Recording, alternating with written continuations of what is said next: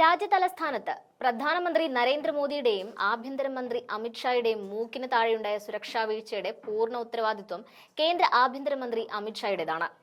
ഡൽഹിയിൽ നടന്ന സ്ഫോടനത്തിന്റെ പശ്ചാത്തലത്തിൽ കേന്ദ്ര ആഭ്യന്തരമന്ത്രി അമിത്ഷായ്ക്കെതിരെ രാജ്യവ്യാപകമായി വിമർശനങ്ങൾ ഉയരുകയാണ്.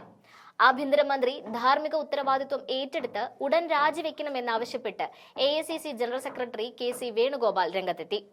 ഇത് അതീവ ഗൗരവമായ സുരക്ഷാ വീഴ്ചയാണ്.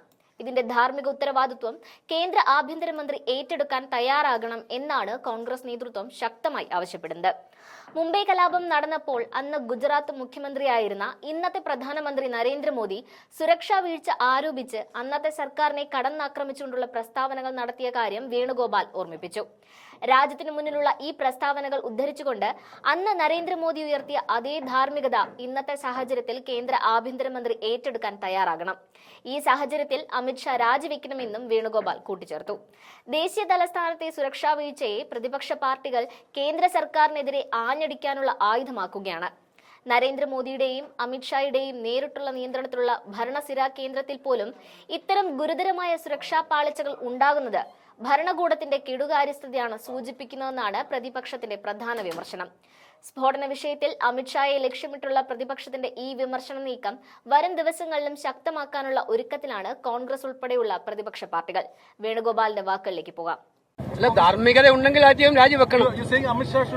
കാരണം എന്ന് വെച്ചാൽ ഈ നമ്മുടെ നാട്ടില് അന്ന് ബോംബെ കലാപം നടന്നപ്പോൾ അന്ന് ഗുജറാത്തിന്റെ മുഖ്യമന്ത്രിയായിരുന്ന ഇന്നത്തെ പ്രധാനമന്ത്രി അവിടെ നടത്തിയ പ്രസ്താവനകളെല്ലാം രാജ്യത്തിന് മുന്നിലുണ്ട്.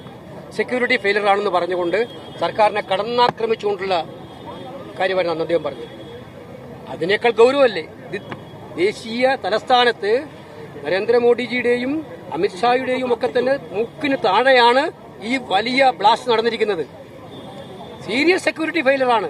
അതിന്റെ ധാർമ്മിക ഉത്തരവാദിത്തം ആഭ്യന്തരമന്ത്രി ഏറ്റെടുക്കണം എന്ന് തന്നെയാണ് ഞങ്ങൾ പറയാൻ ഉദ്ദേശിക്കുന്നത്. ബീഹാറിന്റെ ഒരുപാട് ഈ റിസൾട്ട് സംബന്ധിച്ച് എക്സിറ്റ് പോളുകൾ വന്നിട്ടുണ്ട്. പക്ഷെ അതിനേക്കാൾ ആശങ്കപ്പെടുത്തുന്ന ഒന്ന് തെരഞ്ഞെടുപ്പ് കമ്മീഷൻ കണക്കുകൾ പുറത്തുവിടുന്നില്ല. അത് കഴിഞ്ഞ കുറെ തെരഞ്ഞെടുപ്പുകളിൽ നിങ്ങൾ കാണുന്നതാണല്ലോ. സാധാരണഗതിയിൽ നമ്മളൊക്കെ തെരഞ്ഞെടുപ്പുകളിൽ ഒരുപാട് മത്സരിച്ചതാണ്. എല്ലാ തെരഞ്ഞെടുപ്പിലും രാത്രി 8:30 മണിയാകുമ്പോൾ latest poll details election commission പറയുമായിരുന്നു. ഇപ്പൊ പറയുന്നില്ല. മെൻ എത്ര വോട്ട് ചെയ്തു, വിമൻ എത്ര വോട്ട് ചെയ്തു എന്നുള്ള കണക്ക് അവർ പറയുന്നില്ല, ഡീറ്റെയിൽസ് പറഞ്ഞില്ല. കഴിഞ്ഞ പാർലമെന്റ് ഇലക്ഷനിൽ 2 ആഴ്ച കഴിഞ്ഞിട്ടാണ് ആദ്യ റൗണ്ടിന്റെ ആദ്യ ഫേസിന്റെ ഇലക്ടറൽ ഡീറ്റെയിൽസ് അവർ പുറത്തുവിട്ടത്.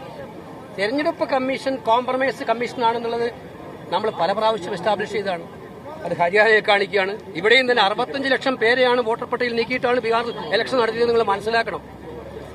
അപ്പൊ അതുകൊണ്ട് തിരഞ്ഞെടുപ്പ് പ്രക്രിയയെ തന്നെ അട്ടിമറിക്കാനുള്ള ഇവർ ശ്രമത്തിനെതിരായിട്ടുള്ള രാജ്യവ്യാപകമായിട്ടുള്ള പ്രക്ഷോഭത്തിന്റെ നാളുകളാണ് വരാനിരിക്കുന്നത്. അതിനകത്ത് ആശങ്കയുണ്ടോ? ആ ഫലം അത് അല്ല, ഞങ്ങളുടെ ഫീൽഡിൽ നിന്ന് കിട്ടുന്ന റിപ്പോർട്ടുകൾ ഞങ്ങളുടെ കഴിഞ്ഞ 4 മാസക്കാലമായിട്ട് കോൺഗ്രസിന്റെ സീനിയർ നേതാക്കന്മാർ, മന്ത്രിമാരായിട്ടിരുന്നവർ, MP മാരൊക്കെ തന്നെ കഴിഞ്ഞ 6 മാസത്തോളം അവിടെ ഒബ്സർവേഴ്സായിട്ട് ഓരോ അസംബ്ലി കോൺസ്റ്റിറ്റ്യുവൻസിയിലും ഉണ്ട്.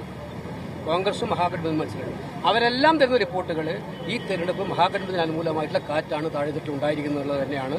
ഞങ്ങൾ ആ പ്രതീക്ഷയിൽ തന്നെയാണുള്ളത്. എക്സിറ്റ് പോളുകളൊന്നും യഥാർത്ഥമായി മാറുന്ന കാര്യമല്ല ഇന്ത്യയിൽ.